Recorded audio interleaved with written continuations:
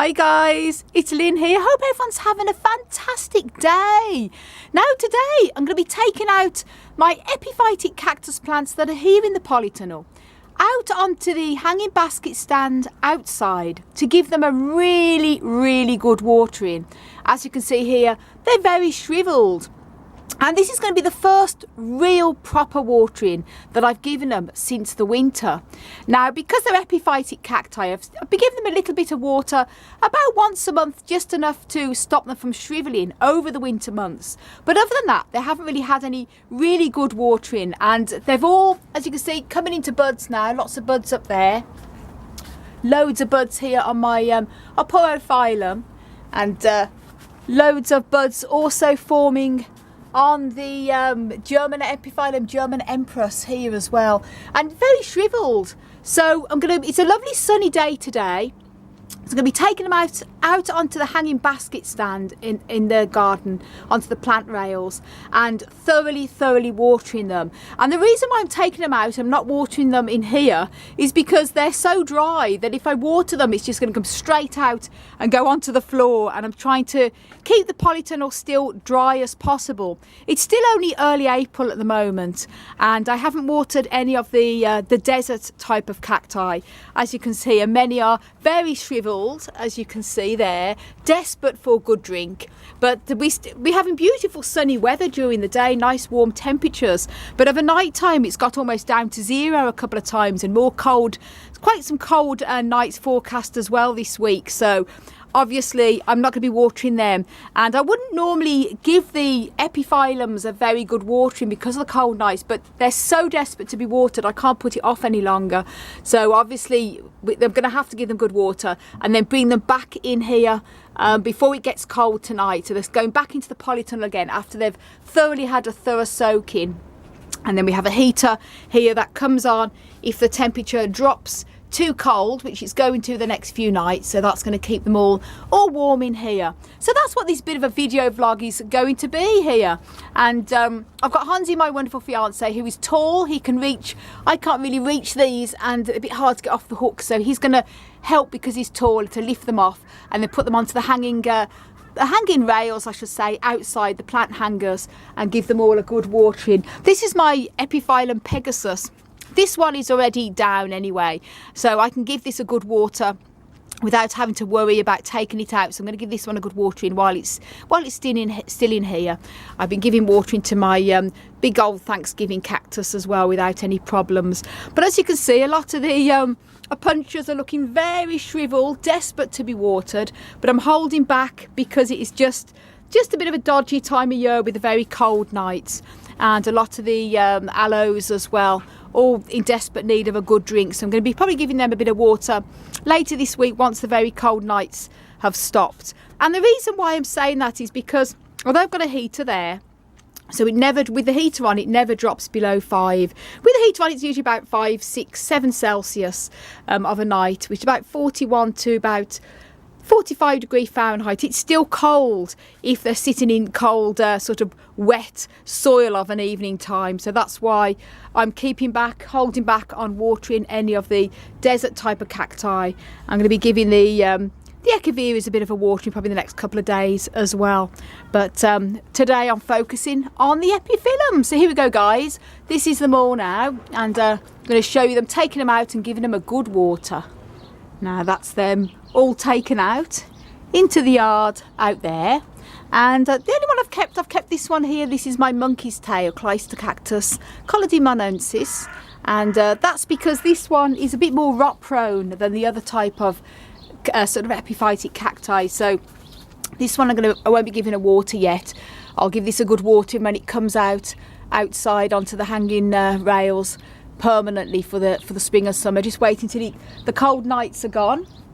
So here we go. This is what we've got out here to show you. First of all, I've got my Epiphyllum here. Look at that, loads of lovely buds on it. And I did an update the other day on all the buds on the epiphytic cacti, but as you can see, it's very shriveled.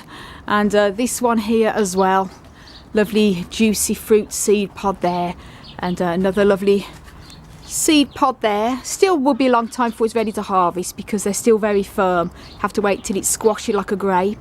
But see, very sort of shriveled, so it really needs a good drink there.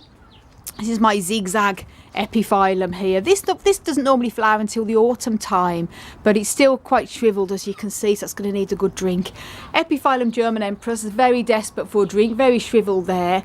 And this, once you give it a really good drink, it will all come up in buds. And this one, Oxypetalum, this one here. I'm going to just prune off these dead bits here, these dried up bits, so it's all fresh growth. And Mrs. GB, Epiphyllum Mrs. GB, loads of buds on her as well. It's going to really fatten up. And here my Aporophyllum as well, loads and loads and loads of buds on that too. And there's a little succulent that's sort of got in there, obviously very shriveled, so they're going to really benefit when they've had a really good drink there. And this is my Rhipsalis pilocarpa, and although it's not in flower, it was flowering sort of winterish time. It's got tons and tons of, actually this one was flowering actually late summertime. And this is the result of all the little pollination. These are all little fruit pods here, like little tiny little cherries. Aren't they gorgeous? Beautiful. Again, these are still quite firm, so won't be ready to harvest probably for another couple of months, but lovely to see. But again, it needs a good water too.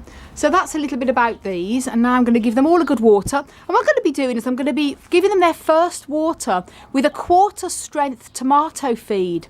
And I use one by MaxiCrop, the company, it's the organic MaxiCrop one, but I sometimes use Tomerite as well. Any good quality tomato fertiliser I like to use for all the cacti as well as and the succulents too.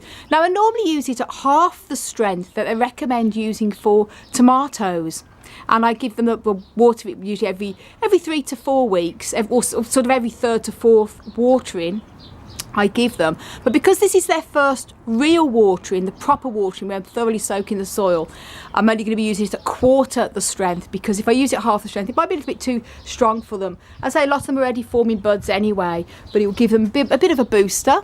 So here we go then, guys, let's get watering. Got the watering cans ready. I fill this up with room temperature rainwater. Rainwater is always best if you can get it clean rainwater. If not, you can use tap water, let it stand for 24 hours to help dissolve any chlorine and other chemicals that they have in there. And always make sure it's at room temperature. Don't use cold, icy cold water straight out of the rain bucket or out of the tap, because it can shock the roots. And I've already mixed up a little bit of, let's say, 1/4 of a solution of the tomato feed. As I mentioned, I normally use half, but because it's their first real water, I'm using 1/4 this time. And if you want to know how I fertilise my cacti and succulents using tomato feed and why I use tomato feed, then do check out a video I have made on why I like to use tomato feed to feed my cacti and succulents. Links to that video up above and down below in the video description. Pour that into the little watering can so it's easier to hold. I'm going to start off by giving my first one a good water in here, and I want to make sure it's thoroughly soaked. And the good thing is, as I say, the water can drip out of here without going all over the polytunnel floor. As I mentioned, I've been giving these a small amount of water in the polytunnel about once a month over the winter, but really small amounts. This is their first real watering they've had all for the first time after winter. Ideally, epiphytic cacti like to be kept in a much more higher humidity than desert cacti, but because I don't really have anywhere to overwinter these, I have more epiphytic cacti upstairs. I have to have them in the polytunnel, but they overwinter okay if they're kept relatively dry. They soon fatten up again after they've been given a good watering. Now that's them be given a good watering with a 1/4 strength of tomato feed as well. It's a bit of a boost. As you can see, the soil is all nice and wet, and I'm going to repeat watering them as well throughout the day to make sure that they're thoroughly soaked, and then I'm going to be bringing them back into the polytunnel this evening because they're forecast quite chilly nights, so I want to protect them before they get any chances of any damage, because it's so now it's springtime, it's a dodgy time of year, because April you can have really warm days such as today, and then the nights can drop down to 0 still, or 1 or 2 degrees. So obviously that's why I'm going to be bringing them in. I can't wait to have them out here in the yard properly, and then I don't have to worry about bringing them in and out the polytunnel all the time. But just want to share this little video vlog of giving my epiphytic cacti in the polytunnel their first real proper watering after the winter rest. And if you want to know how to care for and grow epiphytic cacti, then do check out a video I've made on how to care for and grow epiphytic cacti. Links up above and down below in the video description. And I want to send you loads of love, heaps of happiness, and tons of plant power from across the Emerald Isle. And until my next video, bye!